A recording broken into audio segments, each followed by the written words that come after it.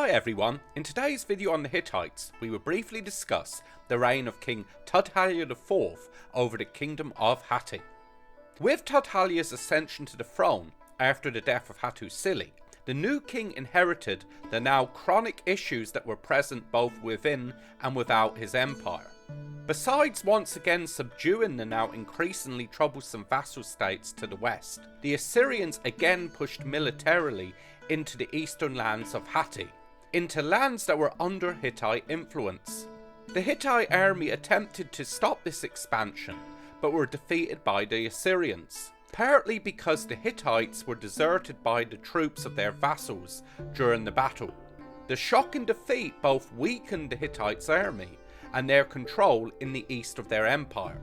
Furthermore, it showed that their influence over their once loyal vassals had diminished. Tudhaliya, however, did experience a successful naval and land campaign centered on the island of Alasia, or Cyprus, where for a time a new pro-Hittite regime was established on the island. It is unclear exactly why this naval operation was launched in the first place by the Hittites, seeing that they were not a naval power. Possible explanations involve the securing of vital resources that were found on the island, like copper, which was an important resource along with tin in the production of bronze. And another motive may have been the securing of maritime trade links with trading partners like Egypt, as it appears that Hatti became increasingly reliant on foreign grain to feed its population. Tudhaliya also faced opposition from within his own court. The king survived an assassination attempt that was organised by his own brother named Hesni, though a more serious threat to his rule over Hatti possibly came from his cousin Karuna, who was the brother of the deposed king Mursili III. When Mursili had been deposed by Hattusili III, Hattusili had made Karuna a vassal king over the Hittite city of Tarhuntassa, as a reward for Karuna siding with him and not with his brother. This arrangement was reconfirmed when Tudhaliya became king, and the treaty was engraved on a large bronze tablet. Interestingly though, several seal impressions have been discovered at Hattusa that bear the title Great King when referring to Karuna, which is thought to have been a title that applied exclusively to the supreme monarch and not a mere vassal king. Furthermore, a rock inscription that was found at Hatti also calls Karuna the Great King.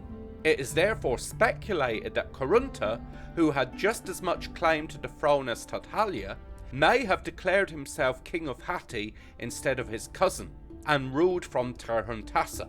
It is also possible that rule of the kingdom may have been divided between the two men at some point. Ultimately, it's still unclear as to what exactly occurred between the two men, though this oddity may indicate that the Great King's control over Hatti was weakening over time.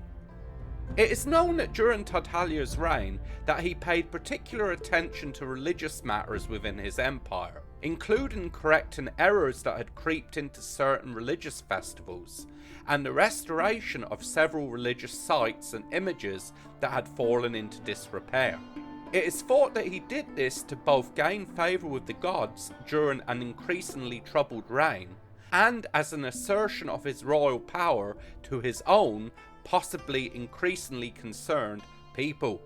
Despite his efforts, by the time of his death in circa 1207 BC, the kingdom of Hatti was facing a dramatic and irreversible decline that would, as we will see next time, quickly bring a sudden end to the kingdom and empire of Hatti during the reign of his unfortunate successor.